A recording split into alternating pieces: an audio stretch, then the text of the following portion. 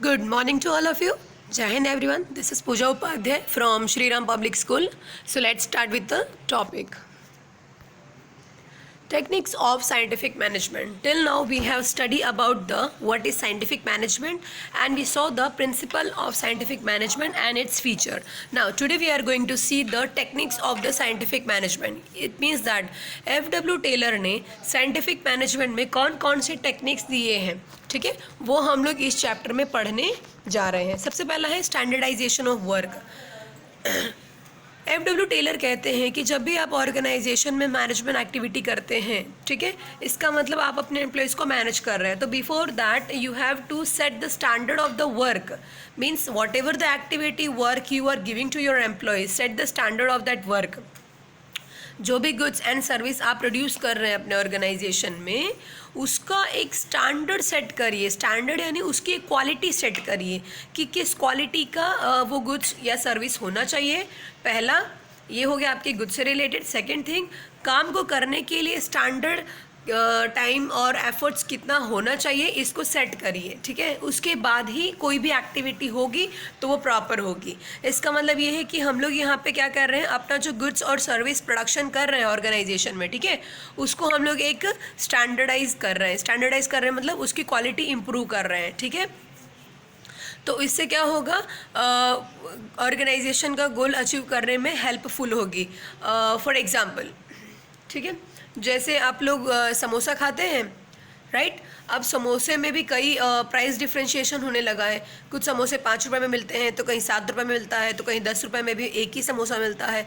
तो हम सोचते हैं कि ये 5 में भी एक ही मिल रहा है, यहाँ 10 में भी एक ही मिल रहा है. फिर भी आपको पता है जितना 5 वाला नहीं बिकता है, उससे ज़्यादा तो 10 वाला बिकता है. तो आपको रीज़न पता है इसका क्यों? क्योंकि मोस्ट ऑफ जो कस्टमर्स होते हैं उनको प्राइस मैटर करता है, लेकिन प्राइस से भी ज़्यादा मैटर क्या करता है, क्वालिटी. जब आप अपने गुड्स की क्वालिटी हाई रखेंगे तो उसका प्राइस चाहे जो भी हो, कस्टमर उसको परचेस करने के लिए रेडी रहेंगे. तो F.W. टेलर ने क्या कहा है, सबसे पहले आप अपने गुड्स का एक स्टैंडर्ड सेट करिए, उसकी क्वालिटी का एक लेवल सेट करिए. जितना हाई आपकी क्वालिटी होगी, गुड्स की स्टैंडर्ड जितना हाई होगा, वो उतना ही ज़्यादा हेल्पफुल होगा आपकी ऑर्गेनाइजेशन के लिए. तो सबसे पहले उन्होंने क्या कहा है, स्टैंडर्डाइजेशन ऑफ वर्क. इसमें हमने क्या देखा, गुड्स और सर्विस जो प्रोडक्शन होगा उसका स्टैंडर्ड सेट करना है, पहला. दूसरा, किसी भी काम को करने के लिए स्टैंडर्ड टाइम और रिसोर्स जो रिक्वायर्ड है, किसी भी काम को करने के लिए जो स्टैंडर्ड टाइम मतलब कितना टाइम मिनिमम और कितना रिसोर्स मिनिमम लगता है, वो एक स्टैंडर्ड आप सेट कर लीजिए और उसके बाद आप लोगों को काम दीजिए, अपने एम्प्लॉयज़ को. फिर देखिए कि उनका वर्क अकॉर्डिंग टू स्टैंडर्ड चल रहा है या नहीं. अगर वो वर्क अपना स्टैंडर्डाइज कर रहे हैं, स्टैंडर्ड के अकॉर्डिंग कर रहे हैं, इसका मतलब ये है कि आपके एम्प्लॉयज़ एफिशिएंटली और इफेक्टिवली काम कर रहे हैं. लेकिन कभी कभी क्या होता है, जो टाइमिंग और जो रिसोर्स उन्हें दिया गया है, अगर उससे ज़्यादा टाइम वो लगा रहे हैं, ज़्यादा रिसोर्स यूज़ कर रहे हैं, तो इसका मतलब वो स्टैंडर्ड से बिलो जा रहे हैं और यहाँ पे वेस्टेज आपका शुरू हो जाएगा. तो लेकिन आप ये चीज़ कर कब पाएंगे कंपैरिजन, जब आप अपने वर्क का एक स्टैंडर्ड सेट करेंगे. तो क्लियर हो गया कि पहले आपको क्या करना है, अपने वर्क का स्टैंडर्ड सेट करना है. नेक्स्ट है सिंप्लीफिकेशन. सिंप्लीफिकेशन का मतलब होता है जो भी ऑर्गेनाइजेशन में आप काम कर रहे हैं उसको सिंपल कर दीजिए, इजी कर दीजिए, ठीक है. क्योंकि वर्क या कोई एक्टिविटी जितनी ज़्यादा कॉम्प्लिकेटेड होगी उसको करने में उतना ही प्रॉब्लम्स क्रिएट होगा. तो बेस्ट है कि आप अपने वर्क, अपनी एक्टिविटीज़ को सिंप्लीफाइड कर दीजिए, ठीक है. तो F.W. टेलर ने क्या कहा है, वर्क को सिंप्लीफिकेशन कर दीजिए, यानी काम को आसान कर दीजिए जो हर एक एम्प्लॉय इजीली कर सके, ठीक है. उसके बाद आता है मेथड स्टडी. मेथड स्टडी में हम क्या देखेंगे, किसी भी काम को करने का मेथड क्या है, ठीक है. अब यहाँ पे मेथड का मतलब मैम तरीका, काम कैसे करना है. Of course it is the same, method यानी तरीका, ठीक है. अब किसी भी काम को करने के कई तरीके होते हैं, ठीक है. जैसे जनरली हमने चाय का एग्जांपल स्कूल में लिया था, क्लास में हम कई बार चाय बनाने का एग्जांपल ले चुके हैं. आज हम लोग एक दूसरा एग्जांपल लेंगे, ठीक है. मान लीजिए आपको अपने घर से स्कूल जाना है, तो आपके पास कितने चॉइस ऑप्शन है, 3. या तो आप पैदल जाइए, या तो आप 4 व्हीलर से जाइए, या तो आप पब्लिक ट्रांसपोर्ट यूज़ करके जाइए, ठीक है. ठीक है. तो फिर आपके लिए जो बेनिफिशियली रहेगा जो मेथड यानी पैदल या 4 व्हीलर या पब्लिक ट्रांसपोर्ट, ये डिपेंड करता है कि आपके पास टाइम कितना है, आपके पास रिसोर्स कितना है, जैसे पॉकेट में पैसे कितने हैं, 4 व्हीलर में पेट्रोल है या नहीं, एक्सेट्रा, ठीक है। तो जो बेस्ट वे होगा आपके लिए, जिसमें आपका टाइम और आपका कॉस्ट दोनों ही प्रॉपरली एडजस्ट हो जाए, आप उस मेथड को सिलेक्ट कर सकते हैं, ठीक है। उसके बाद नेक्स्ट आता है मोशन स्टडी। मोशन स्टडी का मतलब ये होता है कि जो भी आप फालतू काम करते हो, फालतू काम का मतलब जो अननेसेसरी स्टेप्स हैं आपके ऑर्गेनाइजेशन एक्टिविटी में, उसको डिलीट करना। जैसे ऑर्गेनाइजेशन में जब भी हम कुछ काम करते हैं तो कई प्रोडक्टिव वर्क भी होते हैं और कुछ अनप्रोडक्टिव होते हैं, ठीक है। तो उस अनप्रोडक्टिव वर्क को डिलीट करना। For example as a student, ठीक है, अब आपका जो डेली रूटीन होता है उसमें टीवी देखना भी आता है, मोबाइल पे व्हाट्सएप चैट करना भी आता है, फ्रेंड के साथ घूमना भी आता है, और फिर कहीं टाइम वाइम बचा तो स्टडी करना भी आता है। लेकिन आपको ये सोचना है कि आपके लिए प्रोडक्टिव वर्क कौन सा है और नॉन प्रोडक्टिव वर्क कौन सा है, ठीक है। तो आपके लिए प्रोडक्टिव वर्क क्या है, स्टडी। उसके अलावा अनप्रोडक्टिव वर्क जिससे आपको कोई बेनिफिट नहीं मिलने वाला है, उसको आप डिलीट करिए। इसी को कहा जाता है मोशन स्टडी। जो अननेसेसरी स्टेप्स हैं ऑर्गेनाइजेशन में, जो एक्चुअल में रिक्वायर्ड नहीं है, उसको डिलीट करना होता है मोशन स्टडी। इससे क्या होगा, आपका टाइम बचेगा और कॉस्ट भी सेव होगा। नेक्स्ट आता है फटग्यू स्टडी। फटग्यू स्टडी का मतलब होता है जब भी आपके यहाँ पर एम्प्लॉयज़ काम करते हैं तो उनको एक फिक्स टाइम के बाद इंटरवल देना। फॉर एग्जांपल हमारे स्कूल में टोटल कितने लेक्चर्स होते हैं, 5 लेक्चर्स, राइट।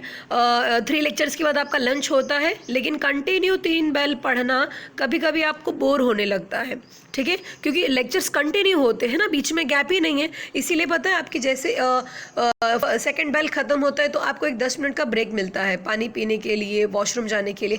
तो वो जो 10 मिनट का ब्रेक है वो आपका इंटरवल है, उसका मतलब आपको रेस्ट होने के लिए, रिलैक्स होने के लिए टाइम दिया गया है।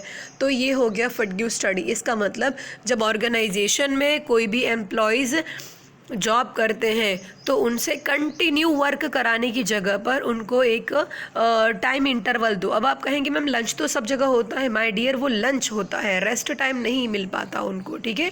लंच में तो वो लंच करेंगे तो रिलैक्स कब होंगे। इसका मतलब ऑर्गेनाइजेशन में जब भी एम्प्लॉयज़ काम करते हैं 8 घंटा 10 घंटा, तो उनको हर एक 3 घंटे में या 2 घंटे में एक 10 या 5 मिनट का ब्रेक दे दीजिए।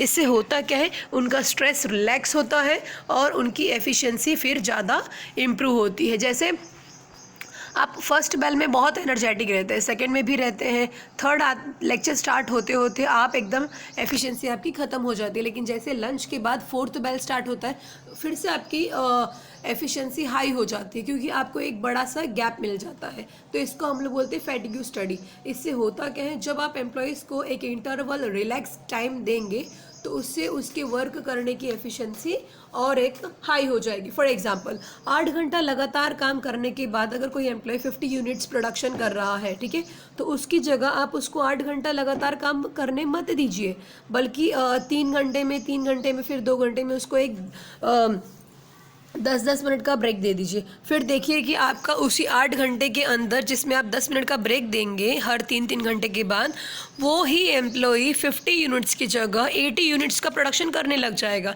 क्योंकि गैप मिलने की वजह से, रिलैक्स टाइम मिलने की वजह से, इंटरवल की वजह से उसके वर्क करने की एफिशिएंसी जो है वो बहुत ही हाई हो जाती है। Clear. So in fatigue study we have studied about that employ should get the relax time at a fix interval regularly. After that time study, in this you only fix the time, what the time actual required for doing any activity. आपको कोई भी काम करने के लिए कितना time actual required है वो सेट है, ठीक है. So you have to see that whether my work is completing on time और taking more time which actual required. If it is taking more time for doing the same activity, then you have to see what the wrong is going on. मतलब क्या गलत हो रहा है, किसकी वजह से टाइम मेरा ज़्यादा लग रहा, आपको ये देखना है और फिर उसके हिसाब से आपको अपने टाइम को फिर से मैनेज करना है. यहाँ पे हम लोग क्या करते हैं, टाइम की स्टडी करते हैं, ठीक है. नेक्स्ट टेक्निक है differential wage rate. Differential wage rate का मतलब होता है differential wage system, differential price. Differential wage system, differential piece rate, it means that जो आपके एम्प्लॉयज़ हैं उनको सबको सेम सैलरी मत दो। इसका मतलब ये नहीं कि आपको उनमें भेदभाव करना है या पार्शियलिटी करनी, it is not like that.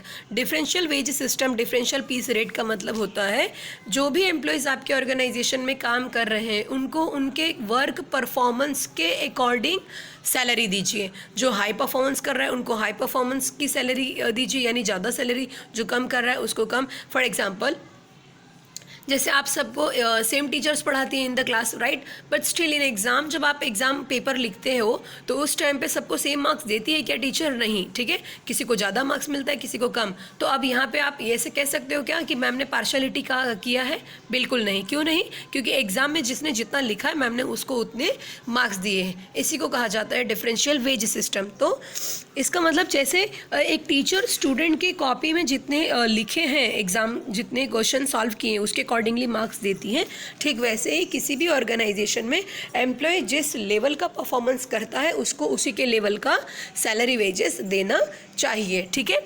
तो इससे होगा क्या, जो आपकी कम एफिशिएंट लेबर है उनको ये बात पसंद नहीं आएगी और वो भी हाई सैलरी की लालच में अपने परफॉर्मेंस को इंक्रीज़ करेंगे, ठीक है। इसके लिए टेलर ने कहा है सबको सेम सैलरी मत दीजिए। अगर आप चाहते हैं कि प्रोडक्शन इक्वल हो, बराबर हो, इंक्रीज़ हो, तो आपको ये सिस्टम अडॉप्ट करना होगा, जैसा काम वैसा दाम, ठीक है। नेक्स्ट है मेंटल रेवोल्यूशन। ये हमने पहले थोड़ा सा ब्रीफ में बताया था। मेंटल रेवोल्यूशन का मतलब होता है जो एम्प्लॉयज़ की थिंकिंग है उसको पॉजिटिव डायरेक्शन में कन्वर्ट करना, ठीक है। सबसे पहले कई बार हमने ये देखा है कि जब भी ऑर्गेनाइजेशन की बात आती है या उनके प्रॉफिट की, डेवलपमेंट की बात आती है तो जनरली एम्प्लॉयज़ कुछ ऐसे फील करते हैं कि अगर हमारी कंपनी को ज़्यादा प्रॉफिट हुआ तो उससे हमें क्या, कंपनी डेवलप हो रही है तो हमें क्या, हमें तो कुछ मिलने वाला नहीं है, तो हम क्यों एफिशिएंटली वर्क करें। माय डियर स्टूडेंट, जब कंपनी को अच्छी प्रॉफिट होगी और डेवलपमेंट होगा तभी तो एम्प्लॉय का भी डेवलपमेंट होगा।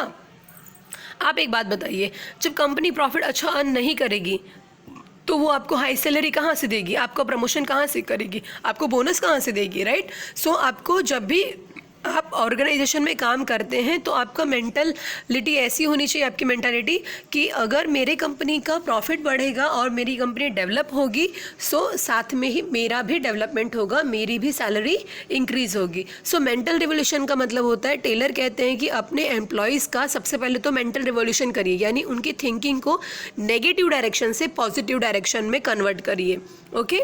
The next one is your functional foremanship. ये थोड़ा सा बड़ा है, इसको हम लोग डिटेल में पढ़ते हैं। फंक्शनल फॉर्मैनशिप होता क्या है? This form of the organization is totally based on the principle of specialization and makes the full utilization of the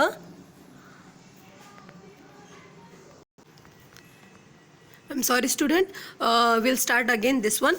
Functional foremanship, this form of the organization is totally based on the principle of specialization and make the full utilization of the expertise of the various experts. In this work, divide to small part and each part assigned to an expert. In this manner all the work get completed in specialized manner. इसका मतलब Taylor ने क्या कहा है कि आपकी organisation में जो फंक्शनल फॉर्मैनशिप ये हम लोग फिर से स्टार्ट कर रहे हैं। This form of the organization is totally based on the principle of the specialization and makes the full utilization of the expertise of various expert. In this work divide to small part and each part assign to an expert. In this manner all the work get complete in specialize manner. यानी कि Taylor कहते हैं कि जो भी department wise work है उसको आप छोटे छोटे पार्ट में डिवाइड करो, ठीक है, छोटे छोटे पार्ट में डिवाइड कर दो, जिससे क्या होगा, वर्क कंप्लीट भी होगा और वो भी स्पेशलाइज मैनर में, ठीक। सो इन्होंने वर्क को फैक्ट्री मैनेजर के तौर पे दो पार्ट में डिवाइड किया, एक प्रोडक्शन ऑफिसर, दूसरा है प्लानिंग ऑफिसर। प्रोडक्शन ऑफिसर में 4 पार्ट है, gang boss, speed boss, repair boss and inspector. Gang boss का काम क्या होता है कि जो भी डिपार्टमेंट में काम दिया गया है ये चेक करना कि सारे काम अच्छे से हो रहे हैं या नहीं। नेक्स्ट है आपका स्पीड बॉस। स्पीड बॉस में होता क्या है, हम लोग ये चेक करते हैं कि जो काम की स्पीड है, स्पीडीनेस है, ठीक है, काम करने का जो स्पीड है, मतलब जितनी जल्दी वो होना चाहिए, जो टाइम रिक्वायर्ड है वो उसी स्पीड में हो रहा है या नहीं, ये कौन चेक करता है? Speed boss. नेक्स्ट है रिपेयर बॉस। रिपेयर बॉस का काम क्या होता है? रिपेयर बॉस ये चेक करते हैं कि फैक्ट्रीज में जो भी मशीनरीज है वो सारे की सारी वर्किंग कंडीशन में है या नहीं। अगर कोई मशीनरी प्रॉपर वर्किंग कंडीशन में नहीं है तो उसको रिपेयर करना का काम किसका होता है? रिपेयर बॉस का। लास्ट है इंस्पेक्टर। इंस्पेक्टर का काम क्या होता है? सारी चीज़ों को इंस्पेक्ट करना कि हर चीज़ सही तरीके से हो रही है। ठीक है, क्लियर हो गया? प्रोडक्शन ऑफिसर के 4 काम, gang boss, speed boss, repair boss और इंस्पेक्टर। अब ये बॉस ओनरशिप वाले बॉस नहीं है, ये एक वर्क डिवाइड हुआ है तो इनको एक रिस्पॉन्सिबिलिटी मिली गई है। ठीक है, तो जिसको जो जो रिस्पॉन्सिबिलिटी दी गई है उसके अकॉर्डिंगली उनको नाम दिया गया है। नेक्स्ट है हमारा प्लानिंग ऑफिसर। अब इसमें सबसे पहला क्या है? Root clerk. रूट क्लर्क, अब ये क्लर्क भी वो वाले क्लर्क नहीं है। रूट क्लर्क का मतलब होता है ये क्या डिसाइड करते हैं कि जो काम है, जो काम दिया गया है, ठीक है, उस काम को किस तरह से करना है, उसका स्टेप कौन डिसाइड करता है? रूट क्लर्क करते हैं। ठीक है, तो रूट क्लर्क का काम क्या है? किसी भी काम के सीक्वेंस को डिसाइड करना। अब यहाँ पे सीक्वेंस डिसाइड तो हो गया लेकिन काम स्टार्ट हुआ क्या? नहीं। अब काम स्टार्ट कब होगा? इंस्ट्रक्शन क्लर्क के इंस्ट्रक्शन देने के बाद। तो इंस्ट्रक्शन क्लर्क क्या करता है? जो रूट क्लर्क ने स्टेप डिसाइड किया है उसी के अकॉर्डिंगली इंस्ट्रक्शन देता है, जिससे एम्प्लॉय क्या करेंगे? उस इंस्ट्रक्शन को फॉलो करके अपना काम कंप्लीट करते हैं। नेक्स्ट है टाइम एंड कॉस्ट क्लर्क। ये लोग क्या चेक करते हैं कि जो काम हो रहा है उसके लिए जितना टाइम और कॉस्ट रिक्वायर्ड है वो उतने ही टाइम उतने ही कॉस्ट में हो रहा है या नहीं। एंड द लास्ट वन है डिसिप्लिन ऑफिसर। इनका काम क्या है? ये चेक करना कि ऑर्गेनाइजेशन में जो भी काम हो रहे हैं वो डिसिप्लिन मैनर में हो रहे हैं या नहीं। मतलब एम्प्लॉयज़ के बीच में आपस में कोई डिस्प्यूट, किसी तरह का कॉन्फ्लिक्ट तो नहीं आ रहा है। इस चीज़ को देखने का काम किसका है? डिसिप्लिन ऑफिसर का। Okay, so today we stop here. If you having any doubt ask in the evening schedule. और होमवर्क जो भी क्वेश्चन मैंने आज कराया है उसका एक्सप्लेनेशन आपको अपने मन से लिखना है। ठीक है, सो आज हम यहीं पर स्टॉप करते हैं। Have a nice day, take care, जय हिंद।